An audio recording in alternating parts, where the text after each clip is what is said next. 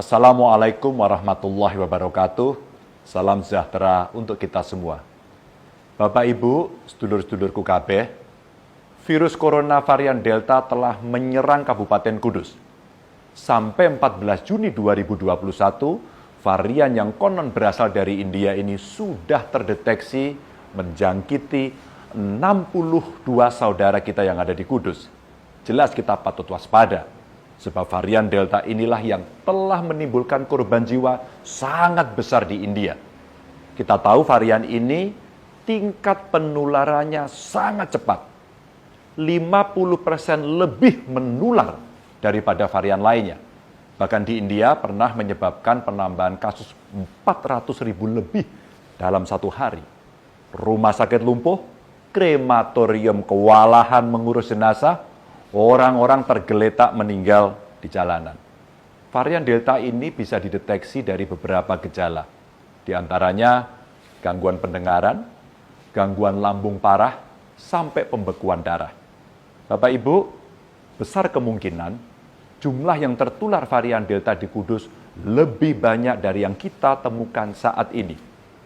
Dan sangat terbuka kemungkinan varian Delta ini juga telah masuk ke daerah-daerah lainnya.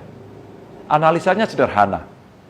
62 kasus varian Delta yang terdeteksi itu adalah hasil uji laboratorium dari 72 sampel. Artinya 86,11% sampel yang kita periksa positif terjangkit varian Delta.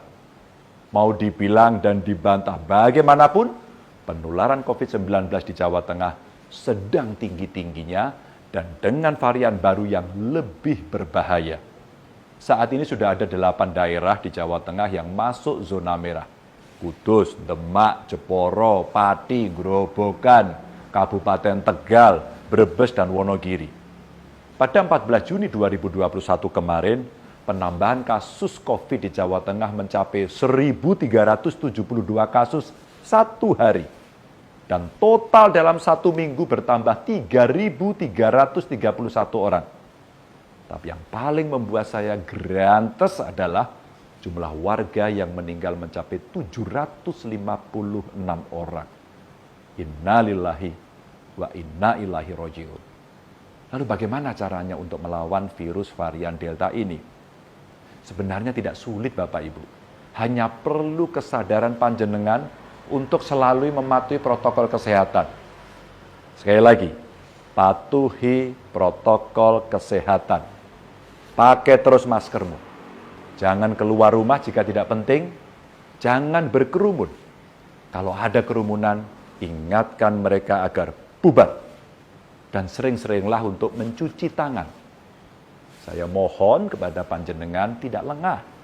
Karena virus varian Delta ini selalu mengintip ketika kita sedang lengah.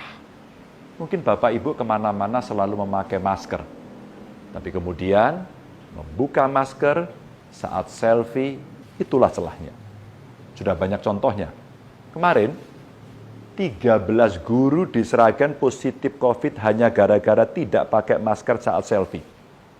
Sikap menyepelekan itulah yang membuat kasus di Jawa Tengah terus-terusan naik. Saya meminta kepada seluruh warga Jawa Tengah mulai detik ini juga patuh dan taat pada protokol kesehatan. Kesadaran ini penting Bapak Ibu. Bukan hanya sadar untuk diri sendiri, tapi juga kesadaran untuk saling mengingatkan satu sama lain. Seluruh pemerintahan di setiap level juga saya minta agar selalu mengingatkan warganya untuk taat protokol kesehatan. Untuk teman-teman bupati yang daerahnya masuk zona merah, silakan buat kesepakatan bersama bagaimana mengatasi pelintas batas, orang belanja, orang bekerja, dan lainnya. Termasuk aturan tempat-tempat pariwisata dan kegiatan keramaian lainnya. Jangan sampai ketika satu daerah menutup pariwisata, daerah lain justru membuka.